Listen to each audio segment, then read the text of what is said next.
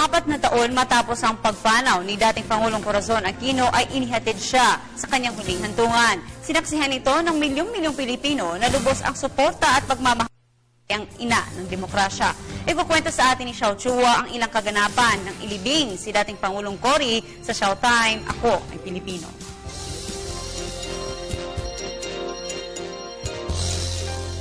Makasaysayang araw po, it's Showtime! 4 na taon na nakalilipas, August 5, 2009, humimlay sa pagmamahal ng kanyang pamilya at mga kababayan ang unang inang Pangulo ng Pilipinas, si Corazon Sumulong Juanco Aquino, sa kanyang huling hantungan, 8:35 ng gabi sa Manila Memorial Park.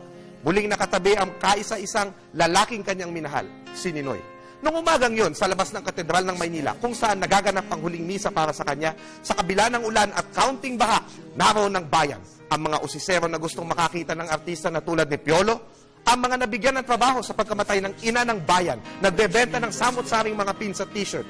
Ngunit mas marami ang naroon upang ipakita, hindi ang artista ang kanilang ipinunta doon, kundi ang Tita Cory. Alam ng bayan kung bakit sila nandoon. Sa wakas, narinig ang mga nasa labas ang pasasalamat ng kanyang anak na si Chris sa madla.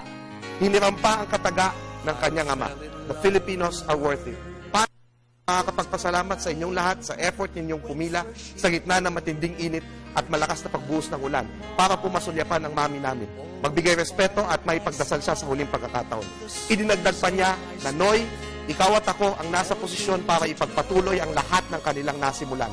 Nagpalakpakan ng mga tao. Sino bang mag-aakala na walang isang taon nang lilipas, si Noy, si Benigno Simeon Aquino III ay Pangulo na ng bansang Pilipinas. Sinabayan ng bayan sa labas ng katedral si Lea Salonga sa pag-awit ng bayan ko. Bumuhos ang mga luha. Dumating ang mga pulis at kinordonan ang kalsada. Motorcade ang binalak ng pamilya at sa loob ng sementeryo, mas pribado ang paglilibing. Ngunit, hindi inasahan ang mga pangyayari. Hindi inalintana ng mga tao ang mga pulis. Binaklas ng bayan ang mga harang sa plaza. Gustong ihatid ng libu-libong tao ang dating Pangulo. Ang itinakdang 2 oras lamang na biyahe ay naging 9 na oras. Naroon ako at nasaksihan ko sa mga mata ko at naramdaman ng puso ko ang dati ay nababasa ko lang sa mga libro. Ang 2 milyong magkakapatid na naghatid kay Ninoy sa kanyang huling hantungan noong 1983, ang 2 milyon sa EDSA noong 1986. Ang hindi magkakakilala ay nagbabatian ng laban sign at nagingitian. Ang cute na mga hindi pa ipinapanganak ng President pa si Cory na sumisigaw ng Cory, Cory. Nakaranas sila noon ng isang kakaibang leksyon sa kasaysayan. Kung hindi minahal ng bayan si Cory, hindi sila lalakad ng mahaba, magpapaulan, magluluksa, ngunit nagpipiesta rin ng sama-sama. Ito pala yung pakiramdam na naramdaman ni Jim Paredes nang isatitik niya sa awitin, kay sarap palang maging Pilipino. Naluha ako. Lagi kong iniisip na ang Pilipino ay walang pakialam sa bansa, ngunit mali ako. At tama pala si Ninoy at Cory sa kanilang pagtitiwala sa bayan. Sa araw na iyon, inilabas muli ni Tita Cory ang pinakamahusay sa mga Pilipino, kapatiran, kabutihang loob, at pagmamahal sa bayan.